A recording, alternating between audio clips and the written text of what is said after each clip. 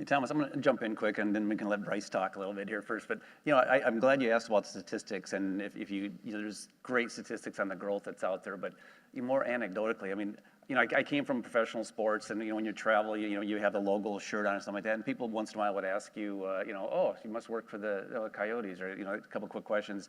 It is amazing when I travel now, and I got a USAP jacket on or something like that. I hear people's life story. I hear that they're playing, that their granddaughter's playing, that my cousins. I mean, it is amazing. They want to tell you everything. So there's something special about this game, and it's amazing. Even the difference from other sports when I'm, again, like I said, they want to talk pickleball. Right. Yeah, and I'd be interested to know, what percentage of them could name a pro player, right? Or could name somebody outside of a Ben Johns, an Nealy Waters, a J.W. Johnson. I could tell you that. So 97% of people who play pickleball can only name 3 players. Who are those 3 players? Do we know? I think you could probably guess who those 3 players are. Ben, Nealy, and Tyson. But that's a huge opportunity, but it's also a huge challenge. And I think it speaks to one of the really important parts of what is growing this sport. And I use running as an analogy. Millions of people run every single day. Millions of people on treadmills or around the neighborhood. They go to a gym to go and run. Running is part and parcel of life for people all around the world. Ask somebody who runs regularly to name 5 pro runners, and unless it's an Olympic year, it's very unlikely they're going to be able to name anybody. Usain Bolt, maybe Carl Lewis, yes, they're going to name players, athletes like that. But outside those very high-profile Olympic cycles, the large running community doesn't know, and to some extent doesn't care about what's going on at the pro level. And why is that important for us? It's important because people run for very similar reasons to why they play pickleball. They want to be healthy, and they want to have a smile on their face after they finish what they're doing. Is the pro game influencing what they're doing? No. And the data tells us it's not. So the really important thing for me as somebody who works in both pro and amateur pickleball, therefore, is to work very hard to engage the amateur and recreational player so that I can build an audience amongst them. That grassroots and recreational approach, effectively a kind of bottom-up approach, is the one that will help us be able to shine a spotlight on what the pros are doing. The social media growth numbers for all of our entities tell us, very simply, that we're not achieving that cut-through.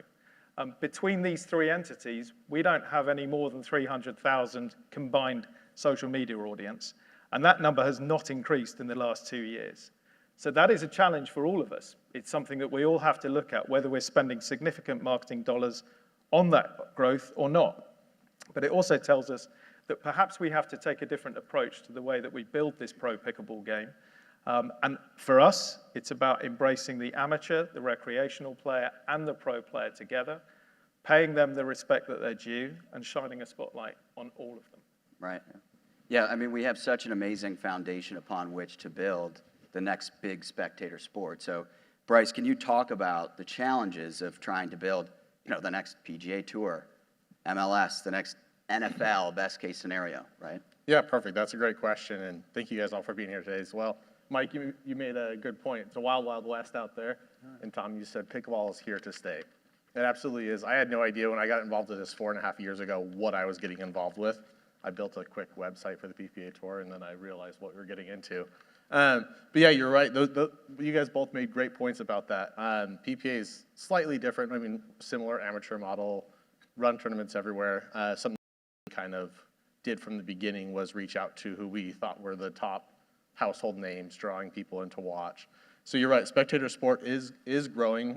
This last year, we had over 20 million live views of our events. That's about 1 million live views per event. That's across ESPN, CBS, Fox, YouTube, and then those get reposted and watched again for another couple 100 million views. So the spectator sport actually is growing. I think it's kind of interesting to point out. We have this big audience base. We have these tons of amateurs amateurs fuel the growth of the sport. We have a couple people in the office, one that's high up for NFL that now works in pickleball, and one that was in NFL and NBA. And so they both love the problem we're faced with, because when they're in the NBA and the NFL, they were, hey, we have to draw attention to our sports teams. We have to get new people to care, people to buy season tickets, people to subscribe to our broadcast channels, our streaming channels. Now our problem is what you'd mentioned. We have a ton of amateur players. That number continues to grow every year. Mike, I think you mentioned 50% growth this last year. More and more players that love this game. You mentioned golf. I grew up as a golfer, and my favorite golf lessons were just turning on PGA Tour to watch. So we're seeing those numbers continue to grow. Broadcast is different. I mean, ESPN this year alone, we had our match on Fox. We had 501,000 live viewers, which beat PGA Tour on Golf Channel that day. It beat NHL on TNT, and it beat the WNBA. So there was 3 high-profile other leagues at the moment, amongst other stuff, that Sunday afternoon. So we see those numbers really propelling the sport. And the other side that has to propel the sport to grow into a spectator, I mean, the ticket sales are growing.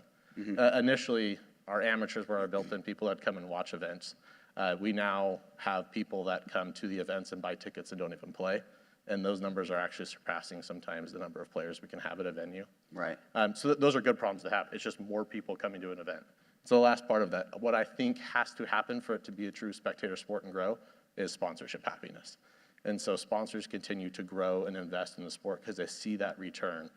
Southwest Airlines just mentioned us as being one of their most important sponsorships they've done last year. And they specifically said that over NHL and NBA. Now, I'm sure those were at higher price points, but for what they paid and their return, they mentioned us being one of their most important sports sponsorships.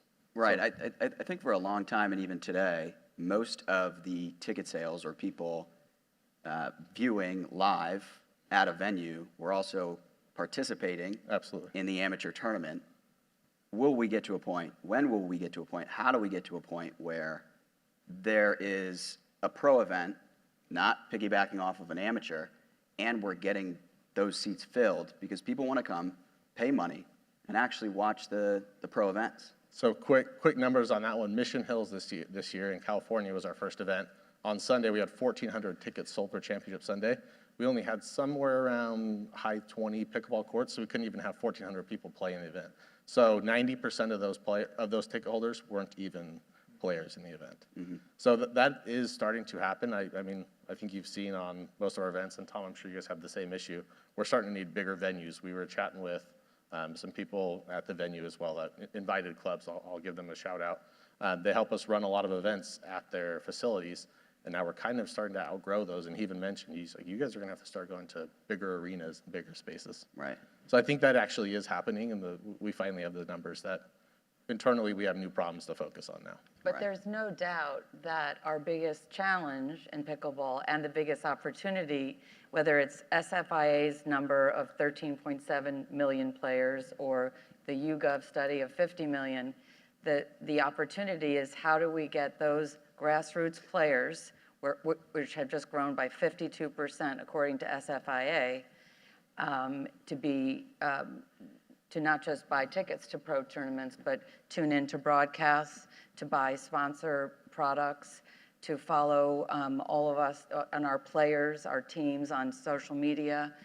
That's the real opportunity because nowhere else, I think the pickleball growth numbers in SFIA were the next, was it 52% growth in the recent study, and the next sport was off-course golf at 19%.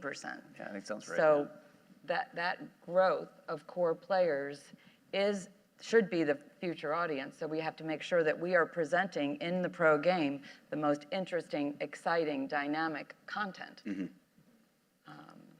I like to think Major League Pickleball does a very good job of that with co-ed team format. If I may, I think that's an important point because the Nielsen ratings tell us that all three of it, I mean, you call it alphabet soup. I think the broadcasters refer to us as the acronyms. And the Nielsen ratings tell us very clearly that whoever is playing, whatever tournament is playing, relatively the same sort of numbers are tuning in to watch, whether it's MLP, whether it's PPA, or whether it's APP.